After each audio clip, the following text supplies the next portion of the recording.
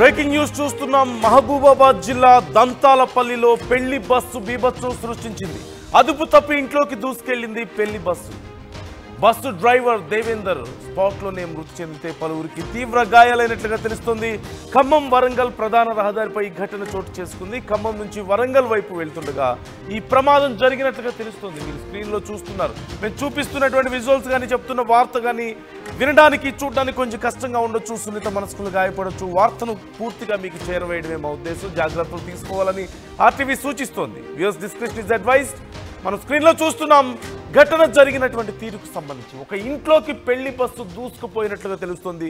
Front part అంతా కూడా పూర్తిగా నుజ్జైపోవడాన్ని మనం గమనించవచ్చు.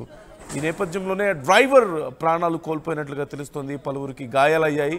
అయితే అసలు ఈ ప్రమాదానికి గల కారణాలు ఏంటి అనే వివరాలు తెలియాల్సి ఉంది. ఘటనా స్థలం నుంచి మా ప్రతినిధి వెంకటరత్నం లైవ్లో జాయిన్ అవుతున్నారు. అసలు ఎలా జరిగింది ఈ యాక్సిడెంట్ అంతా, ఎలా జరిగింది, ప్రస్తుతం అక్కడ పరిస్థితి ఏంటనేది తెలుసుకుందాం. Venkataratnam, we can see you. అక్కడ మీ వెనక ఉన్నటువంటి బస్సు మాకు క్లియర్గా కనిపిస్తుంది. మొత్తం అంతా ఫ్రంట్ పార్ట్ అంతా కూడా చాలా డ్యామేజ్ అయినట్లుగా. సో అసలు ఈ ఘటనకి కారణం ఏంటి, ఈ ప్రమాదం ఎలా జరిగింది, డ్రైవర్ మృతి చెందినట్లుగా తెలుస్తుంది. ఓవరాల్ డీటెయిల్స్ ఎలా ఉన్నాయి? రాత్రి ఖమ్మంకు పెళ్లికి వేస్తున్నటువంటి ఒక పెళ్లి బృందానికి సంబంధించినటువంటి బస్సు ఇది. ఖమ్మం నుండి వరంగల్కు వెళ్ళేటువంటి దారిలో ఇక్కడ ఈ ప్రమాదం జరిగింది. రాత్రి 8:30 ఈ ప్రమాదం జరిగినట్టుగా ఇక్కడ ఉన్నటువంటి వాళ్ళు స్థానికులు చెప్తున్నటువంటి పరిస్థితి. ఒక్కసారి ఎంత దారుణమైనటువంటి యాక్సిడెంట్ అంటే ఒకసారి ఆ డ్రైవర్ స్పాట్ అక్కడికక్కడే చనిపోయినటువంటి పరిస్థితి.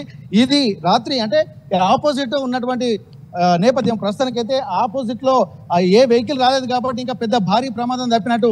ఈ ఇంట్లో ఉన్నటువంటి వ్యక్తులు కూడా ముందు రూమ్ లో వాళ్ళు భోజనాలు చేయాల్సినటువంటి అది, కానీ వెనక రూమ్ లోకి వెళ్ళి భోజనాలు చేస్తున్నారు. ముందు ఉన్నటువంటి ఒక చిన్న కొట్టు లాంటిది ఉంది.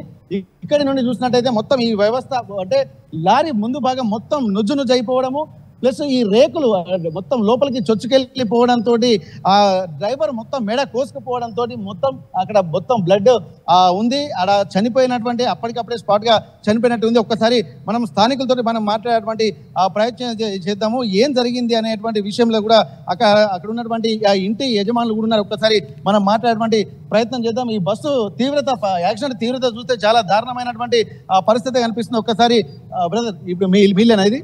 ఏం జరిగింది మీకు? ఎన్ని ఏళ్ళ జరిగింది సంఘటన? 8 వరకు ఇక్కడనే పిల్లలకి ఇట్లా ఆడుకోవడం జరిగింది. అన్నం తినిపించుకోవడం ఉన్నాము. భోజనం చేద్దామని ఇంట్లోకి వెళ్ళినాము. ఆ ఓవర్ స్పీడ్ కారణంగా మామూలుగా 110 మెయింటైన్ చేస్తున్నాడు. అంటే వాళ్ళ ప్యాసింజర్ చెప్పడం జరిగింది. ఓవర్ స్పీడ్ కారణంగానే ఇటు ఆయన అదుపు తప్పి ఢీ కొట్టడం జరిగింది సార్. డ్రైవర్ అప్పుడు స్పాట్ అసలు డ్రైవర్ పరిస్థితి ఎట్లా ఉండే? అప్పుడు తగిలిన 5 నిమిషాలకు చనిపోయాడు. వెంటనే చనిపోయాడు. ఇంట్లో మరి ఎవరెవరు ఉన్నారు మీ ఇంట్లో ఆ సమయంలో? అమ్మ, నేను, తమ్ముడు, నా భార్య, 2 పిల్లలు, అందరం ఇంట్లోనే భోజనం చేసే టైం కాబట్టి ఇంట్లోనే కూర్చొని భోజనం చేస్తున్నాం. కామన్ గా ముందు రూమ్ లో ఉంటారా మీరు ఎప్పటికీ? మొత్తం ఇదంతా వాడుకుంటాం కాబట్టి పిల్లలకు ఉంటది ఆడుకోవడానికి. ఇదంతా బాగా చేసుకొని ఉంటున్నాము.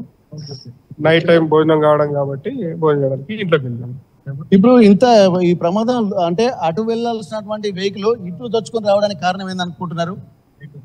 కారణము ఏదైనా కావచ్చు, కానీ ఓవర్ స్పీడ్ వల్ల అతను ఎటు తిప్పిండో తెలియదు. ఓవర్ స్పీడ్ వల్ల రోడ్డు బాగలేకపోవడము, లేకపోతే ఏదైనా వెహికల్ అడ్డు రావచ్చు. సరే, మనం కొంత స్థానికులతో మాట్లాడదాం. అసలు ఏం జరిగింది అనుకుంటున్నాను ఇక్కడ సిచ్యువేషన్ చూస్తే మీకు ఏమనిపిస్తుంది? రోడ్డు ప్రమాదం వల్ల బాగలేక స్టీరింగ్ అద్దు తప్పినట్టుంది. అలా పోయింది, ఇంట్లో పోయింది బరాబరి. వాళ్ళు ఇంకా ఆ టైంలో బయట ఉండేటోళ్ళు వాళ్ళు. రాత్రి వాళ్ళ భోజనం టైంలో ఇంట్లో పోయినట్టుంది. ఓకే, ఇక్కడ మనం గమనిద్దాం.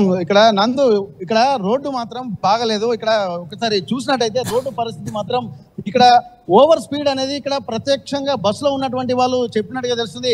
అక్కడ ఉన్నటువంటి వాళ్ళు బస్సులో ఉన్నటువంటి వాళ్ళు మినిమం 130 స్పీడ్ లో కంటిన్యూగా ఖమ్మం నుండి వస్తున్నట్టుగా తెలుస్తుంది. ప్రస్తుతానికి ఇక్కడ ఉన్నటువంటి ఈ రోడ్డు అదుపు తప్పి రావడం ఇక్కడ మనకు స్పష్టంగా కనిపిస్తుంది. ఒక్కసారి మనం ఈ బస్సు యాక్సిడెంట్ కి కారణాన్ని ఒక్కసారి మనం పరిశీలించినట్టయితే ఇక్కడ మనకు జెండా బాతినటువంటి ప్రాంతంలో మనం చూడొచ్చు వచ్చేటువంటి వెహికల్ కూడా కొంత మూమెంట్ అక్కడ మనకు కనిపిస్తున్నాయి.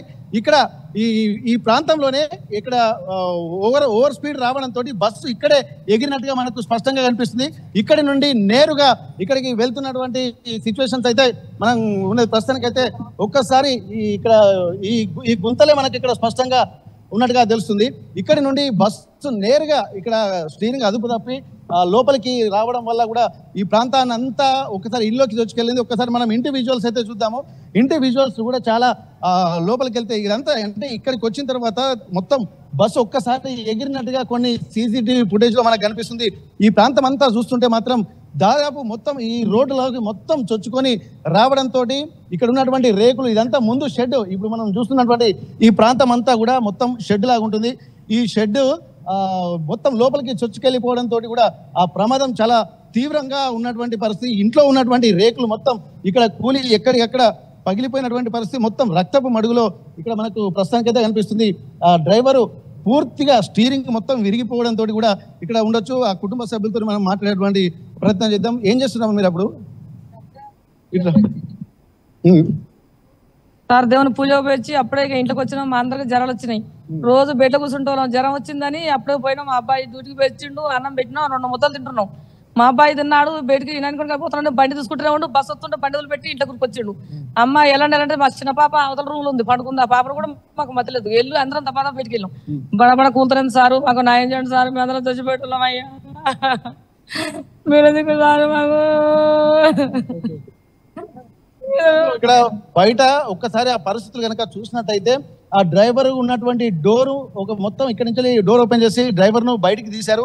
అటు సైడ్ ఉన్నటువంటి డోర్ మొత్తం గోడకు గుద్దుకోవడంతో కూడా ప్యాసింజర్లు కూడా ముందున్నటువంటి వాళ్ళకి కొంతమంది ఒక 5గురికి చాలా తీవ్రంగా గాయాలయ్యాయి. వాళ్ళని మాత్రం ఇక్కడ వరంగల్ కు ఎంజిఎం తరలించినట్టున్నది. డెడ్ బాడీని మాత్రం మహబూబాబాద్ ఏరియా ఆసుపత్రికి తరలించినటువంటి పరిస్థితి. స్థానికులు కూడా కొంతమంది మాట్లాడుతున్నారు. మీకు అంటే ఎట్లాంటి న్యాయం కావాలనుకుంటున్నామా మీరు? మాకు అంత న్యాయం చేయండి సారు. మాకు అన్ని కూలిపోయినాయి. మాకు ఇల్లు చిన్న ఇల్లు, మేము పేదవాళ్ళం. మాకు అంతా ఇప్పుడు ఏమి లేదు, ఉంటుంది కూడా ఇప్పుడు తావలేదు. ఇల్లు పైన ఇల్లు కూడా కూలింది మొత్తం. మాకు ఇల్లు నష్టపరాన్ని కట్టియాలి. మాకు అంతా న్యాయం చేయాలి సార్. బస్సు రావడానికి లోపల రావడానికి రోడ్డు కారణం అనుకుంటున్నారా మరి ఏమనుకుంటారు? ఉందో ఇక గుంత ఉన్నట్టుగా ఉంది. ఇటు నెటకొచ్చిండు, మొత్తం నెడకొచ్చిండు. మా బాబు ఇక్కడ నుండి వెనకొచ్చినాం. ఇక బస్సు వచ్చి గుద్దింది. మేము అందరం ఇక బయటికి వెళ్ళిపోయినాం. ఇక సార్ మీరు న్యాయం చేయాలి, మాకు నష్టపరాన్ని కట్టియాలి సార్. మాకు ఈ నష్టపరాన్ని కట్టియాలి సార్. అందరికి అలా పేదవాళ్ళు, వాళ్ళు 4 పిల్లలు ఆడ ఉంటే పిల్లలు ఉంటే చచ్చిపోదురు సారు.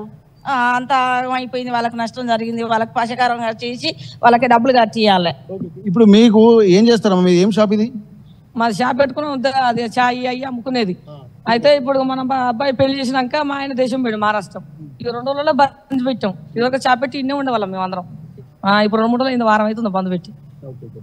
నందు ఇక్కడ ముందు భాగం మొత్తం పూర్తిగా అయితే బస్సు మొత్తం పూర్తిగా దెబ్బతిన్నటువంటి పరిస్థితి. ఒకసారి ఆ వీళ్ళను కూడా దాదాపు ఇక్కడ ఎగ్జిస్టింగ్ దాంట్లో నుండి కూడా ఇక్కడ వాళ్ళ ప్యాసింజర్లను మొత్తం ఈ డోర్ల నుండి దించారు. ఒక్కసారి బస్సులోకి వెళ్ళిన సీట్లు కూడా మొత్తం ఇక్కడ వంగి విరిగిపోయినటువంటి సిచ్యువేషన్ అయితే చూస్తున్నాం మనం. ఒక్కసారి ఆ స్పీడ్ కి ఉన్నటువంటి సీట్లు కూడా ఏదైనా అవకాశం ఉంటుందా వెంకటరత్నం బస్సు లోపలికి వెళ్ళడానికి కానీ, లేదంటే బస్సు ఫ్రంట్ పార్ట్ దగ్గరికి చాలా క్లోజ్ గా మాకు ఏమైనా చూపించగలుగుతారా?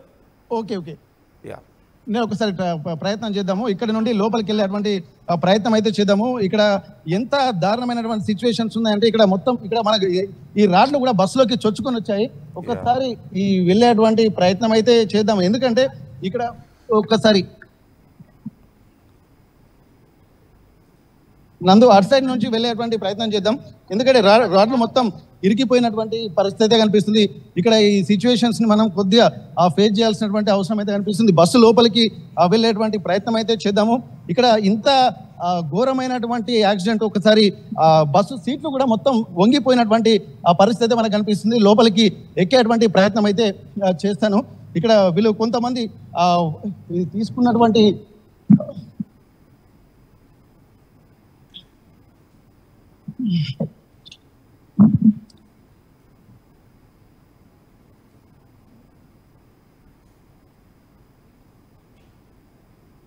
అందుకు ఇక్కడ మనం బస్సు లోపలికి ఎంటర్ అయిపోయాం. మొత్తం సీట్లో చూసినట్టయితే మొత్తం ఇవన్నీ కూడా ఎక్కడ గ్లాసులు పగిలిపోయాయి. ముందున్నటువంటి ఎల్ఈడి టీవీ కూడా పగిలిపోయినటువంటి పరిస్థితి. ఇక్కడ బస్సులో ఉన్నటువంటి వాళ్ళు, ముందు సీట్లో ఉన్నటువంటి వాళ్ళు మొత్తం ఈ డోర్ గుద్దుకోవడం వల్ల ఈ 2 సీట్లలో ఉన్నటువంటి వాళ్ళు మొత్తం 3 కూర్చున్నారు. కానీ ఈ 3 ఈ గ్లాస్ కు గుద్దుకోవడం వల్ల పూర్తిగా వాళ్ళ ముఖాలకు కూడా కొన్ని బాగా గాయాలైనట్టుగా మనకు స్పష్టంగా తెలుస్తుంది. ఇక్కడ ఇవన్నీ చూస్తుంటే మాత్రం ఇక్కడ చాలా వరకు రాడ్లు కూడా మొత్తం బయట నుంచి కూర్చుకొచ్చి ఈ రాడ్లు మొత్తం అంటే బస్సు లోపలికి కూడా దిగినటువంటి పరిస్థితి. ఎంత ఓవర్ స్పీడ్ ఉందనేది ఇక్కడ మనకు ఇవన్నీ చూస్తుంటే తెలుస్తుంది. కొన్ని కట్టర్లను పెట్టి కూడా దీన్ని బయట తీసినట్టుంది. ఒక్కసారి డ్రైవర్ కూడా ఇక్కడి నుంచి దాదాపు డ్రైవర్ కూడా ఇక్కడ మనం చూడొచ్చు, ఇదే సీట్లో డ్రైవర్ కూర్చొని ఆ రేకులు మాత్రం కోసుకోవడంతో డ్రైవర్ మొత్తం మెడ కోసుకోవడంతో ఇక్కడ డ్రైవరు అక్కడికక్కడే స్పాట్ అంటే ఒక 5 నిమిషాలు ప్రాణాపాయ స్థితిలో కొట్టుమిట్టాడి ఆ తర్వాత చనిపోయినట్టుగా తెలుస్తుంది. ఆ స్టీరింగ్ కూడా మొత్తం వెళ్ళి ఆ గోడలకు గుద్దుకోవడం వల్ల స్టీరింగ్ మొత్తం విరిగిపోయిన సిచ్యువేషన్స్ మనం చూస్తున్నాము. ఇక్కడ ఉన్నటువంటి బాక్స్లు ఇవన్నీ కూడా ఎక్కడికక్కడ నుజ్జు ఇక్కడ క్యాబిన్ లో ఇంకా క్లీనర్ ఉంటే ఇక్కడ క్లీనర్ పరిస్థితి కూడా చాలా దారుణంగా ఉండేటువంటి పరిస్థితి. ఇక్కడ ఇవన్నీ మొత్తం మనం చూడొచ్చు. బస్సు లోపలికి కూడా ఇవన్నీ రేకులు చొచ్చుకొచ్చాయి. ఈ రేకులు చొచ్చుకొని రావడంతో ఆ రేకులే తన మెడకు మొత్తం కోసుకుపోయినట్టు తెలుస్తుంది. ఇవన్నీ రేకుల గాయాలు కూడా రక్త మరుగులు అంటే చాలా తీవ్రమైనటువంటి ప్రమాదంగా మనం చూడొచ్చు దీన్ని. ఒక్కసారి బస్సులో ఉన్నటువంటి ప్రాబ్లమ్స్, ఎందుకంటే ఇక్కడ కూర్చున్నటువంటి వాళ్ళు కూడా చాలా గాయాలైనట్టుగా తెలుస్తుంది. ఒక్కసారి లోపలికి వెళ్తే మాత్రం వెనుక ఉన్నటువంటి సీట్లు కూడా ఒక్కసారి వంగిపోయినటువంటి పరిస్థితి ఒక్కసారి మనం చూడొచ్చు. ఇప్పటి వరకు మనం ఎగ్జిస్టింగ్ డోర్ ఒకటి ఎమర్జెన్సీ డోర్ ఉంటుంది, ఆ డోర్ని కూడా మొత్తం ఇక్కడ వీళ్ళు అంటే ఉన్నటువంటి ఆ డోర్ను కూడా మొత్తం పూర్తిగా అంటే దీన్ని ఇక్కడ నుండి తప్పించేసి బయటికి వెళ్ళినట్టుగా మనకు ఇక్కడ స్థానికులు చెప్తున్నారు. ఒక్కసారి ఈ బస్సులు మాత్రం లోపలికి అంటే లెఫ్ట్ సైడ్ వెళ్లాల్సిన బస్సు పూర్తిగా రైట్ సైడ్ వచ్చి ఈ హోటల్లోకి వెళ్ళినట్టుగా మనకు తెలుస్తుంది. అయితే ఎదురుగా ఇంకా వేరే వాహనాలు కూడా ఏమీ రాలేదు కాబట్టి ఒక పెద్ద ప్రమాదం దక్కినట్టు అనుకోవచ్చు. ఎందుకంటే ఎవరైనా అదే టైంలో ఎదురుగా ఎవరైనా వస్తే కూడా ఇంకా పెద్ద ప్రమాదం జరిగేటువంటి అవకాశం అయితే మనకు కనిపిస్తుంది. పూర్తిగా ఇక్కడ ఉన్నటువంటి మొత్తం గ్లాసులు కూడా పగిలి మొత్తం ఇక్కడ దాకా వచ్చేసి ముందు పాటు మొత్తం కూడా ఎక్కడికక్కడ విరిగిపోయింది. ఇక్కడ కొంతమంది సిచ్యువేషన్స్ మాత్రం చాలా దారుణంగా చూడడానికే చాలా భయంకరంగా ఉన్నటువంటి పరిస్థితి చూస్తున్నాం. అంటే డ్రైవర్ చనిపోయినట్లుగా తెలుస్తోంది కదా, ప్యాసింజర్స్ ఎంతమంది ఉన్నారు అసలు ఆ టైంలో? పెళ్లి బస్ అంటూ తెలుస్తోంది కదా, సో ప్యాసింజర్స్ పరిస్థితి ఏంటి, వెనుకున్న వాళ్ళ పరిస్థితి?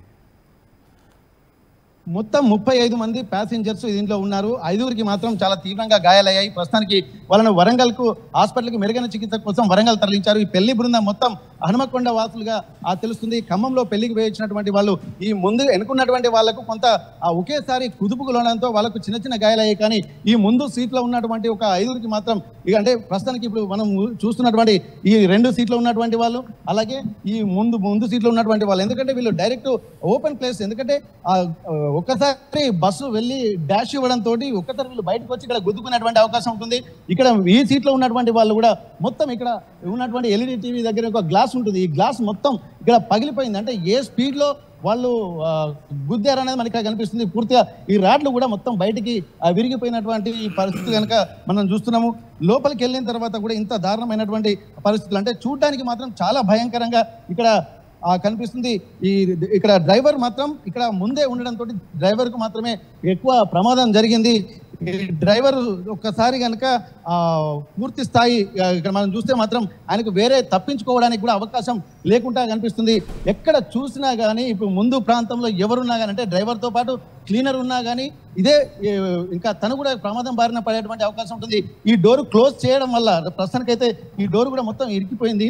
ఈ డోర్ని క్లోజ్ చేయడం వల్ల వీళ్ళు కొంత బయటికి రాలేక ఇక్కడే అద్దాల గ్లాసుకు గుద్దుకొని ఇక్కడ చనిపోయినట్టుగా అంటే వాళ్ళ గాయాలైనట్టుగా తెలుస్తుంది.